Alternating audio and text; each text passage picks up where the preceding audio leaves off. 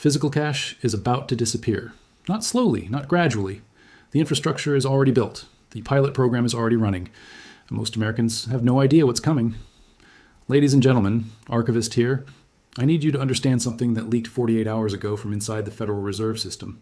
Documents that were never meant to leave the building, internal communications that reveal the timeline for the elimination of physical currency in the United States.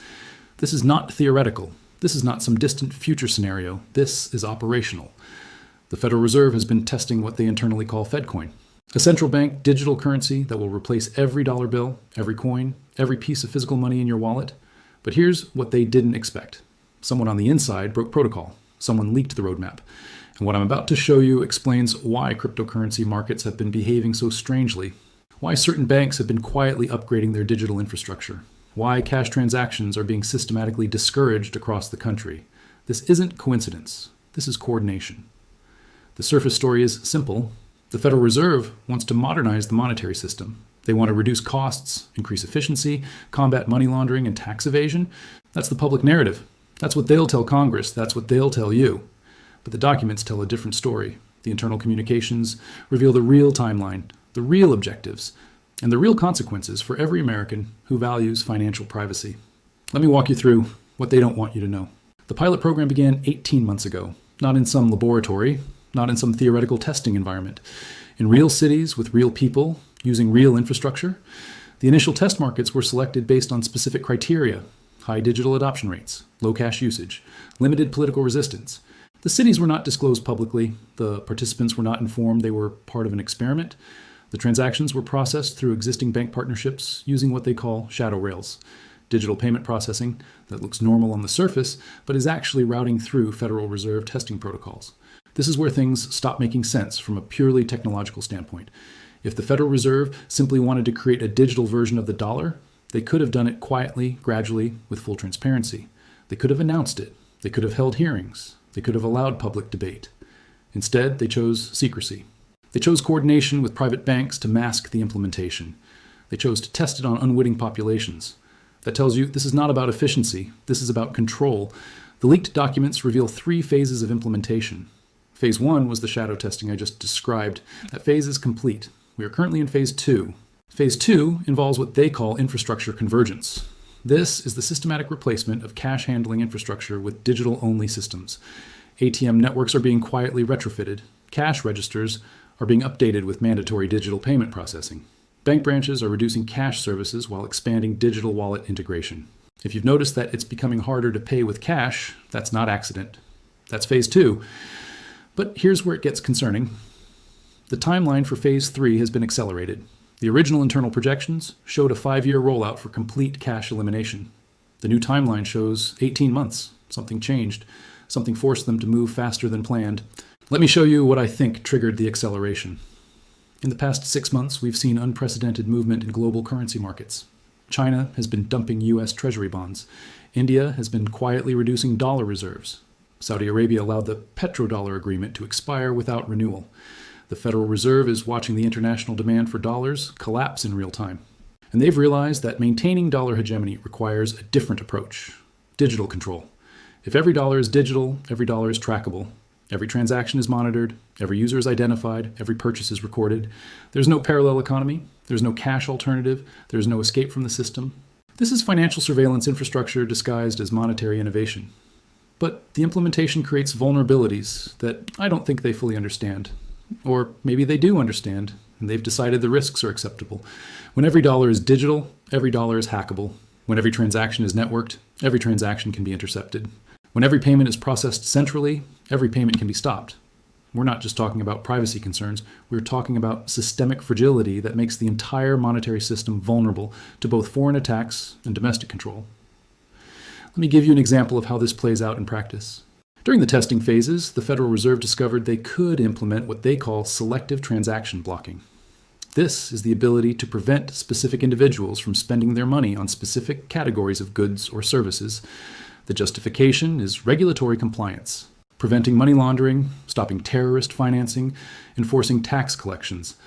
But the capability extends far beyond regulatory requirements. They can block political donations to candidates they don't approve of.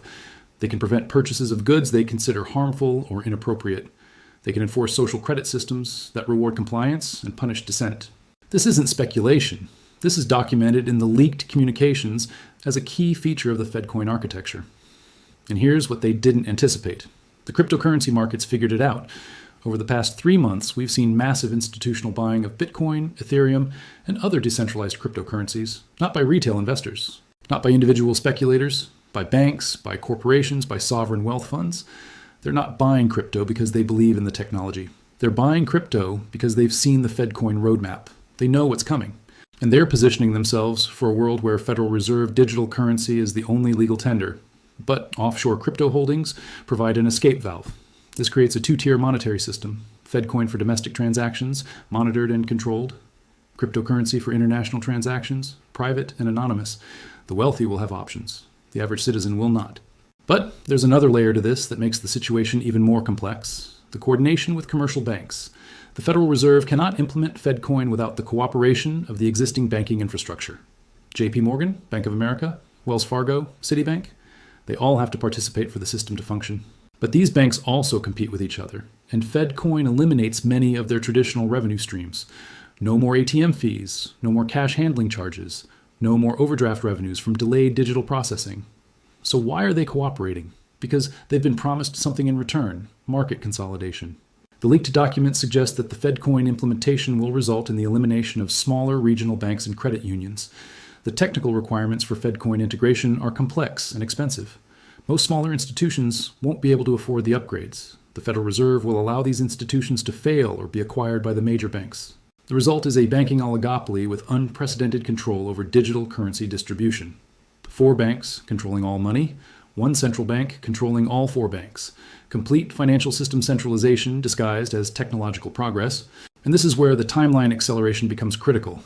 They have to complete the implementation before people understand what's happening, before political opposition can organize, before alternative systems can be established. The window is closing. Not for them, for everyone else. Let me show you how this connects to recent market movements that most analysts are missing. Gold prices have been climbing steadily, but not for the reasons mainstream media suggests. This isn't inflation hedging. This isn't geopolitical uncertainty. This is institutional money fleeing digital assets for physical assets that can't be monitored or controlled. Silver has seen even more dramatic movements, particularly in physical demand versus paper trading. Industrial users are stockpiling. Governments are accumulating. Private investors are taking delivery instead of holding ETF shares. This is preparation for a monetary system where physical precious metals become the only truly private store of value. But here's what makes this particularly dangerous. The Federal Reserve knows this is happening. They've seen the capital flight into physical assets, and they're preparing countermeasures. The leaked documents reference something called the Physical Asset Registration Protocol. This is a proposed requirement that all holdings of gold, silver, and other precious metals above a certain threshold must be registered with federal authorities. The justification will be tax compliance. The reality will be confiscation preparation. When FedCoin launches, when cash disappears, when every transaction is monitored, the only remaining privacy will be physical assets. And they're already planning to eliminate that privacy as well. This is comprehensive financial control. This is the end of monetary independence. And most people won't understand what they've lost until it's already gone. Now let me show you the international implications, because this isn't just about American monetary policy. This is about preserving dollar dominance in a multipolar world. China has been developing their digital yuan for years. Russia has been testing digital ruble protocols. The European Union has announced plans for a digital euro. Central bank digital currencies are becoming the new battleground for monetary supremacy. But the United States is moving faster than anyone expected. The Federal Reserve believes that if they can implement FedCoin before other major economies complete their digital currency systems, they can maintain dollar hegemony in the digital age. This is monetary nationalism. This is currency warfare. And American citizens are the testing ground. The acceleration also explains recent coordination between the Federal Reserve and the Treasury Department on cryptocurrency regulation. They're not trying to ban crypto. They're trying to control it, to channel it, to make it complement FedCoin rather than compete with it. Regulated cryptocurrency exchanges will be required to integrate with FedCoin systems. Unregulated exchanges will be shut down. Peer-to-peer crypto transactions will be monitored and taxed through the digital dollar infrastructure. The result is a monetary system where the Federal Reserve controls both traditional currency and alternative currency, where every financial transaction, digital or physical, flows through centralized monitoring systems. Complete monetary surveillance disguised as financial innovation. And the timeline suggests this is happening much faster than anyone anticipated. Based on the leaked documents, Phase 3 implementation begins in the next 6 months. That means cash elimination, mandatory FedCoin adoption, and full digital transaction monitoring will be operational before most people even know it's happening. The infrastructure is ready. The legal framework is in place. The bank partnerships are established. The testing is complete. The only missing piece is public acceptance, and they're not going to ask for it. They're going to create the conditions where people demand it. Economic crisis creates opportunity for monetary reset. Market instability creates demand for government intervention. Financial uncertainty creates acceptance of increased control. If you're wondering why recent market volatility seems disconnected from underlying economic fundamentals, now you know. The markets aren't responding to economic data. They're responding to the upcoming monetary system transition. Smart money is positioning for FedCoin. Institutional money is fleeing traditional assets. International money is diversifying away from dollar exposure. The monetary system is fracturing, not by accident, by design. And when the transition is complete, when cash is eliminated, when every transaction is digital, when every dollar is monitored, the question won't be whether you support the new system. The question will be whether you can survive outside it, because that's what they're really building, not just a digital currency, but a digital cage where financial independence becomes impossible, where privacy becomes illegal, where resistance becomes unemployed. This is not theoretical. This is operational. The pilot programs are running. The infrastructure is deployed. The timeline is accelerated. And most people won't understand what hit them until the cash machines stop dispensing money, until the cash-only signs disappear, until every purchase requires digital identification. By then, it will be too late. The system will be locked. The alternatives will be eliminated. The control will be complete. The Federal Reserve has been planning this transition for years. They've been testing it for months, and they're implementing it now. While you've been watching the stock market, they've been building the digital prison. While you've been worried about inflation, they've been constructing the surveillance state. While you've been debating politics, they've been engineering the end of financial freedom. This is not about monetary policy. This is about social control. This is about permanent authority.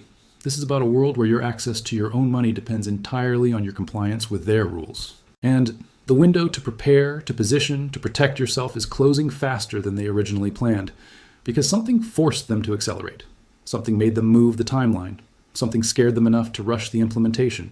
What do they see coming that we don't? What do they know that they're not telling us? By the time we find out, the digital cage will already be locked, and there won't be any keys.